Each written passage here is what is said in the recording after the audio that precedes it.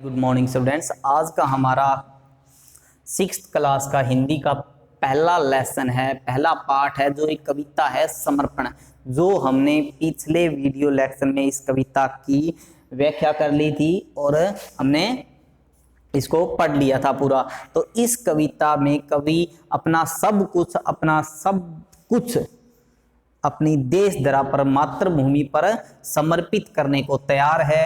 तो कवि बताता है कि मातृभूमि का ऋण एक ऐसा ऋण है जो कभी नहीं चुकाया जा सकता।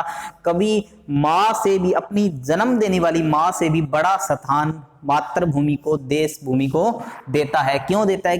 कवि कहता है कि कवि का मानना है कि जो हमारी जननी है, जो हमारी माता है, वो सिर्फ हमें एक बार जन्म देती है, लेकिन जो मातृभूमि है हमें पूरा का पूरा जीवन व्यतीत करने के लिए, जीवन जीने के लिए हमारी सहायता करती है। तो इस तरीके से हम इस कविता को आगे बढ़ाते हैं। तो इसके आज हम कुछ शब्दार्थ और कवि परिचय पढ़ेंगे। तो इस जो कविता है समर्पण, तो इसके कवि का क्या नाम है? रामावतार त्यागी। क्या नाम है इस कविता के कवि का? रामावतार त्यागी। कवि का सामान्य परिचय।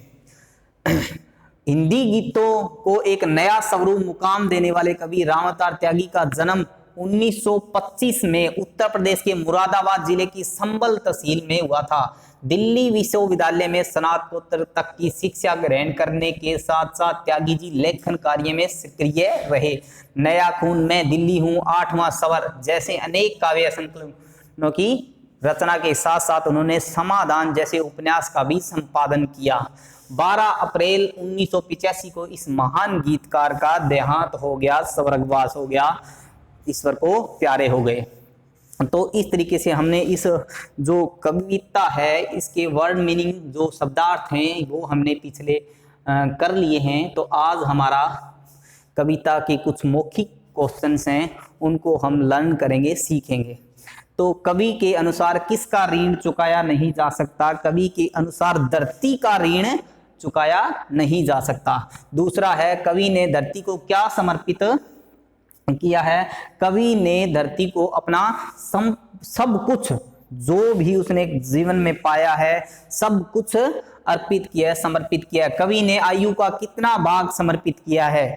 कवि ने अपनी आयु का पल पल, क्षण क्षण समर्पित किया है। वेदों में मातृभूमि को क्या बताया गया है? वेदों में मातृभूमि को स्वर्ग से भी बढ़कर बताया गया है। कवि किसका बंधन तोड़ रहा है? कवि मोह माया होती है, जो कवि मोह माया का बंधन तोड़ रहा है। तो ये मौखिक क्वेश्चन जो हमारे हैं इस तरह से होंगे। नेक्स्ट है हमारा कुछ जो मल्टीपल चॉइस क्वेश्चन है, बहुविकल्पीय प्रश्न है। सही विकल्प पर सही का निशान लगाइए। तो हमें इन 4 विकल्प में से, 4 ऑप्शन में से एक सही को चुनना है और उस पे टिक करना है। कवि किसे अपना तन मन समर्पित कर रहा है? तो कवि किसे कर रहा है? धरती को। तो इस पे हम टिक लगा देंगे। जीवन को आगे बढ़ाने के साधन कौन उपलब्ध कराता है? जीवन को आगे बढ़ाने के साधन हमारी जो मातृभूमि है, जो हमारी देश भूमि है, वो हमें उपलब्ध कराती है। कवि थाल में क्या सजा कर लाने के लिए कह रहा है? कवि थाल में बाल होता है माथा। क्या होता है? भाल, माथा। तो अपना माथा सजा कर लाने के लिए कह रहा है। कवि किसका कण कण समर्पित कर रहा है? कवि अपने रक्त का, खून का कण कण समर्पित कर रहा है। कवि किसका तृण तृण समर्पित कर रहा है? कवि नीड का कण कण, तृण तृण समर्पित कर रहा है। इस तरीके से हम ये मल्टीपल चॉइस के आंसर दे सकते हैं। जो आंसर हैं वो हमारी कविता के अंदर से ही निकल कर आते हैं। पद्यांश पढ़कर पूछे गए प्रश्नों के उत्तर लिखिए। नेक्स्ट क्या है? तीसरा प्रश्न। इन पद्यांश को पढ़ना है और जो उसमें पूछे गए कुछ प्रश्न हैं उनके उत्तर देने हैं। तो पहला जो है, क्या पूछ रखा है? पहला, ये पंक्तियां कवि किस कविता की हैं? तो ये जो पंक्तियां हैं ये समर्पण कविता की हैं। इस कविता के रचनाकार कौन हैं? इस कविता के रचनाकार रामावतार त्यागी हैं। कवि क्या लाने के लिए कह रहा है? कवि तलवार लाने के लिए कह रहा है। क्या लाने के लिए कह रहा है? तलवार लाने के लिए कह रहा है। प्रस्तुत पद्यांश का भावार्थ लिखिए, तो हमें इस पद्यांश का भावार्थ लिखना है।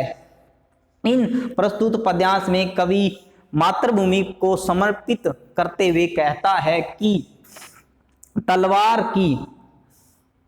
की मांस दो तलवार को लाओ न देरी, बांध दो पीठ पर वह डाल मेरी, बाल पर मल दो चरण की धूल थोड़ी, शीश पर आशीष की छाया गनेरी। तो इन पंक्तियों में, इन प्रस्तुत पद्यांश में कवि मातृभूमि को समर्पित करता हुआ कहता है कि तलवार की धार तेज करके वह उसे अपनी ढाल बनाएगा और वह धरती माँ के आशीष के रूप में अपनी भाल पर उसकी धूल लगाता है। अपनी जो बाल है, माथा है, उस पर उस भारत माता के पैरों की धूल जो है वो लगाता है, चरणों की। तो कुछ कविता के 4th पर्सन है, जो कविता की कुछ पंक्तियां हैं जो अधूरी हैं, इनको हमने क्या करना है, कविता जो है उनके पद्यांशों को देकर इन पंक्तियों को हमें पूरा करना है। तो आज का हमारा जो होमवर्क रहेगा 4th क्वेश्चन से 4थे पर्सन तक रहेगा।